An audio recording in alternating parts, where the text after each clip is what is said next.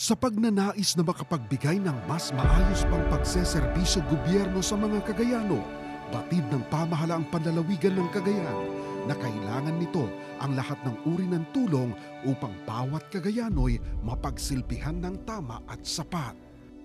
Ang Tuaw District Hospital ay nasa Tuaw, Cagayan, ang ikaapat sa buong Cagayan na pinakamalaking populasyon. At katabi niya rin ang Piat at Rizal ng Cagayan. Sa Kalinga naman, nandiyan ang Pinokpok, at sa Apayao naman, nandiyan ang Coner. Kaya napakalaki ang populasyon na pumupunta dito para magpagamot. Sa pang-araw-araw na pagbibigay namin ng serbisyo noong mga nakaraang taon, araw-araw naming naririnig ang mga reklamo ng mga pasyente namin na nababaha ang mga kwarto, tumutulo ang mga bubong, walang maayos na palikuran, madilim, mainit at kulang ang ventilasyon ng mga kwarto. Dati noon, sir, na maliit lang, madilim at nababaha. At saka siyempre siyempre medyo masikip sa pasyente noon kasi konti lang naman yung noon, yung mga rooms.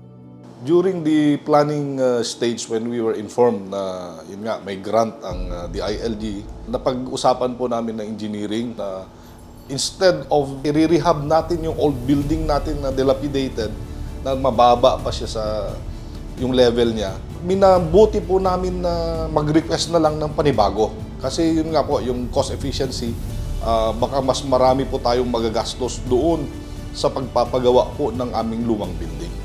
Nagsimula ang proyektong ito noong Pebrero ng taong 2022 gamit ang pondong ibinaba sa pamamagitan ng Disaster Reduction and Rehabilitation Assistance Program o yung Financial Assistance for Disaster Facilities ng DILG. Sa tulong ng ating mga kasama sa DILG ay naaprubahan ang pagbaba ng pondo para maumpisahan ang paggawa ng gusali.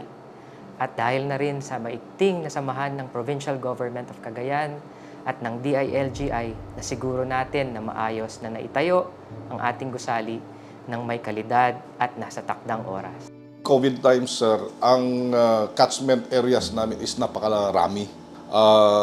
We were the first hospital kasi na magtanggap na mag-purely COVID. We even have patients from nearby provinces. So, very important po yung naging operation ng DIRAP building na yan para at least ma-segregate namin yung COVID and yung hindi COVID. Naging instrumento po yan para napababa po natin yung ating mga cases din ng COVID. Ngayon, ginagamit na natin siyang regular ward. Nandyan po yung ating critical care unit. Nandyan po yung ating mga pay wards. May dalawa rin tayong isolation rooms dyan for infectious diseases like yung may mga TB, tsaka mga ibang infectious diseases na pwedeng i-admit dyan. Meron din po tayong regular ward dyan na for pediatrics. Dahil nga sa ito ay bagong building, syempre, na-enjoy ng ating mga pasyente na ma-admit dahil sa ito ay maaliwalas at convenient sila sa pag-i-stay. Simula nung nagkaroon ng improvement or napatayo tong building na ito, mas naging maayos po yung pagbibigay namin ng serbisyo, mas natutugunan daw namin yung pangangailangan ng mga pasyente, hindi lang sa physical nilang kalagayan, kundi pati sa emosyonal nilang kapanatagan. Kasi mas naging komportable sila sa kapaligiran, so mas naramdaman nila na ligtas sila dito sa hospital.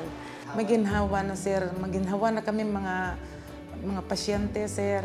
Kasi meron ng hospital na ganito. Napakalaki, napakalinis. Lahat yung mga empleyado, sila, babait, masisipag sila, sir. Buti na ngayon, ganito na ang hospital. Kung sakali may mas yung risky pa ang pasyente na nagkataon na may bagyo, siyempre maano yung tulay namin dyan sa ferry, di ba, sir, noon. Maswerte kami at meron kaming ganitong kaganda at kalapit na hospital dito sa amin. Salamat. Sana hindi malayo ng hospital namin. Sa paglingap ng DILG sa mga dagdag pang pangangailangan ng mga lokal na pamahalaan laban sa banta ng pandemya o mga sakuna, dama sa Cagayan ang bagong Pilipinas.